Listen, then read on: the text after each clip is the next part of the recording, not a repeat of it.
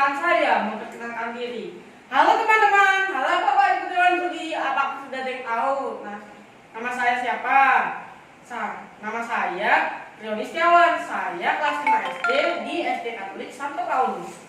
Hari ini saya akan bercerita tentang salah satu pahlawan tanpa senjata yang sangat berjasa bagi seluruh bangsa Indonesia. Kira-kira sudah ada yang tahu belum nama pahlawan itu siapa? Ya benar, nama pahlawan itu adalah Wage Rudolf Supratman. Cerita ini saya ambil dari buku yang ditulis oleh Mansur Daman dan diterbitkan oleh Museum Sumpah Pemuda Jakarta yang berjudul Pendekar Biola. Kisah pada zaman dahulu terjadi perang di Penegoro. Kalau Anda pun berbuat curang, Pangeran Diponegoro pun diundang, tapi Pangeran Diponegoro ditangkap. Para prajurit pun melarikan diri ke daerah Purworejo, Jawa Tengah, dan mendirikan desa yang bernama Desa Somongahi. Salah satu keturunan dari prajurit itu adalah kakek dari Wage Supratman yang bernama Singoprono. Gak disangka teman-teman, Singoprono mempunyai 2 orang anak laki-laki dan 1 orang anak perempuan yang bernama Siti Senen. Saat Siti Senen dewasa, Siti Senen sedang bekerja dan bertemu dengan seorang pemuda tampan tentara Kenil berpangkat kopral yang bernama Jumenel Senen. Akhirnya mereka berdua saling menyukai dan akhirnya menikah. Siti Senen pun melahirkan 8 orang anak di setiap daerah yang berbeda. Ada Rukia, Slamet, Supratina, Nebo, Supratini, Sarah, Wage, dan Aminah. Wage ini anak yang ke-7 loh teman-teman. Pada saat Jumenel Senen ditugaskan di Jatinegara, Siti Senen sedang mengandung. Apa yang mengganggu pikiranmu, Dik? Sepertinya saya ingin melahirkan di kampung halaman saja, Mas. Baiklah jika itu keinginanmu. Karena Jumenel Senen sedang sibuk, akhirnya Siti Senen pulang sendiri ke desa Somongahi. Pada hari Kamis Wage, tanggal 19 Maret 1903, lahirlah seorang anak laki-laki tampan yang diberi nama Wage oleh ibunya. Cuk, anakku yang tampan, yang ganteng ya, kita pasti akan bertemu dengan ayahmu lagi. Pada saat Wage berusia 3 bulan, ibunya mengajak Wage kembali ke Jatinegara untuk bertemu dengan ayahnya. Anakku yang tampan, Bapak belum pernah bertemu kamu. Bapak akan menamaimu Supratman. Sejak saat itulah namanya menjadi Wage Supratman. Dan dia tumbuh menjadi anak yang ramah, sopan, sederhana, tidak manja, dan dermawan. Mengapa kamu murung, teman? Aku belum makan dari pagi, Wage. Ini uang jajanku, ambillah dan makanlah untuk membeli nasi. Kamu begitu baik, Wage. Terima kasih. Pada saat usianya yang 4 tahun, dia bersekolah di Taman Kanak-kanak Global School dan melanjutkan sekolahnya di sekolah partikuler Budi Utomo. Tiba-tiba ayahnya pensiun dan harus pindah ke Warung Sentong Cimahi. Di Cimahi, dia bersekolah pada sekolah Budi Utomo yang berada di sana. Teman-temannya adalah anak-anak Sunda. Mereka bermain di lapangan, sungai, dan sawah. Pernah juga loh, Wage baru pulang setelah maghrib. Setelah melahirkan adik Wage yang bernama Aminah, ibunya jatuh sakit. Untung tak dapat diraih, malam tak dapat ditolak. Pada saat Wage berusia 9 tahun, ibunya meninggal dunia. Wage, kamu harus jadi adik pakai kenapa dan menjadi mata dan leluhurmu. Suatu hari, kakak tertua Wage yang bernama Rupiem bersama suaminya datang dari Makassar untuk menjenguk ayahnya. Ayah, apakah boleh saya ikut Mbak Rupiem kembali ke Makassar? Jika itu keinginanmu, ayah tidak dapat melarangmu lagi. Akhirnya, Wage pun ikut Mbak Lupiam kembali ke Makassar. Di kapal, Willem van Hendrik sedang bermain biola, sementara istrinya mengiringinya dengan lagu. Wah, aku ingin sekali bisa bermain biola seperti kakak. Nanti setelah di Makassar, saya akan mengajarimu. Sesampainya di Makassar, mereka menuju kompleks militer Belanda tempat Willem van Hendrik bekerja. Ayo, ada yang tahu tidak Makassar berada di mana? Ya, betul. Makassar berada di Sulawesi. Agar dapat sekolah di sekolah angkat 2, Willem van Hendrik menambahkan nama Rudolf pada Wage Supratman, sehingga namanya menjadi Wage Rudolf Supratman. Dia pun mengikuti calon ujian pegawai rendahan dan melanjutkan sekolahnya di sekolah keguruan yang bernama Normal School.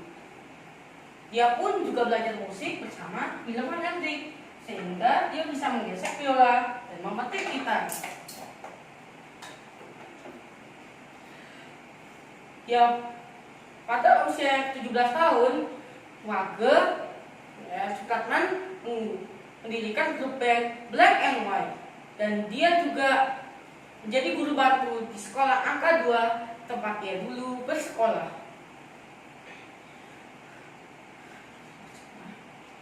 Lalu dia pun pindah ke firma Nedem dan pindah lagi ke firma hukum Mr. Skulten. Disinilah jiwa nasionalis Wage tumbuh menyala-nyala, pantang mundur. Wage pun mengikuti rapat-rapat pergerakan nasional. Belanda pun tidak terdiam. Mereka menyelidiki W.R. Supratman dan memanggil Van Hendrik. Van Hendrik, jika adikmu masih mengikuti kegiatan politik, maka kamu akan dikenakan sanksi administrasi dan harus keluar dari asrama ini. Baik, Komandan. Willem van Hendrik pun menceritakan kejadian itu kepada W.R. Supratman. Karena tidak ingin merepotkan kakaknya, W.R. Supratman pun kembali ke Pulau Jawa. Dia sempat menjenguk kakaknya yang berada di Surabaya dan melanjutkan perjalanannya untuk bertemu dengan ayahnya. Di Bandung, dia berkenalan dengan Bung Karno. Ayo, ada yang tahu tidak Bung Karno itu siapa? Bung Karno itu adalah presiden pertama RI. Bolehkah saya bergabung dengan khusus kader politik yang Bung Karno dirikan? Tentu saja, Wage, kami akan menyambutmu. Disinilah karir dinas Wage dimulai. Wage pada bekerja pada surat kabar kaum muda dan dipimpin oleh Abdul Muiz, tokoh syarikat Islam saat itu. Dan dia pun pindah ke surat kabar kaum kita dan juga menjadi pemain biola di gedung Societe Concordia. Karena kecapean, dia pun jatuh sakit dan akhirnya sembuh. Pada saat usianya ke-22 tahun, dia bersama Pak pindah ke Jakarta dan mendirikan sebuah kantor berita yang bernama Alpena. Namun akhirnya tutup. Wage pun bekerja pada surat kabar Tionghoa Melayu, yaitu surat kabar Sinpo. Dan W.R. Supratman ini orang yang ulet dan teman-teman. Selain menjadi wartawan, dia juga menjadi pencari iklan. Lalu dari uang yang dia dapatkan, dia mendirikan penerbitan W.R. Supratman Publicis dan toko buku Java. Dia pun kembali bertemu dengan Bung Karno dan M. Husni Tamrin pada saat mengikuti rapat-rapat pergerakan nasional di gedung Rahmat nomor 106 dan gedung Kenari. Pada saat dia tinggal di Kuitang, dia berkenalan dengan seorang wanita. Hai, nama kamu siapa? Nama saya W.R. Supratman. Nama saya Salama. Akhirnya mereka berdua saling menyukai dan akhirnya menikah. Karena bekerja siang dan malam, W.R. Supratman pun jatuh sakit dan tak kunjung sembuh. Akhirnya Salamah mengantar W.R. Supratman kembali ke rumah ayahnya. Karena tidak boleh menunggu suaminya, dia pun pergi ke Lembang dan bekerja pada Bupati Lembang. Sejak saat itu, dia tidak pernah memberikan kabar karena dia tidak bisa membaca dan menulis. Makanya teman-teman, kita harus bersyukur karena telah disekolahkan oleh orang tua kita. Betul? W.R. Supratman pun kecewa. Suatu hari, dia membaca kabar timbul kebitan Solo. Manakah komposis Indonesia yang dapat menciptakan lagu kebangsaan Indonesia yang dapat membangkitkan semangat rakyat? Hatinya tergerak, jiwanya gelisah, jantungnya berdebar-debar, duk, duk, duk. Dia pun mengurung dirinya di dalam kamar, mengambil secari kertas dan mulai menuliskan lagu. Lalu dia mengambil biolanya dan memainkannya.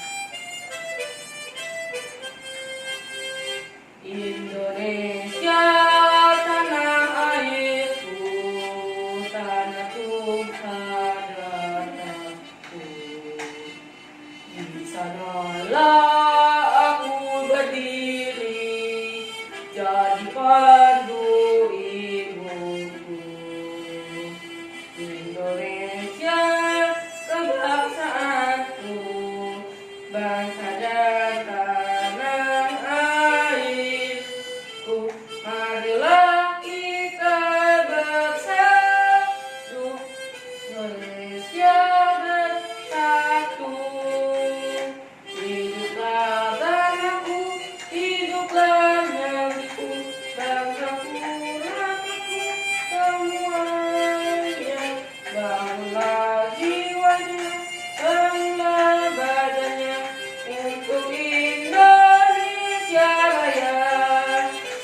Indonesia Raya, merdeka, merdeka, tanahku, negeriku yang ku cinta.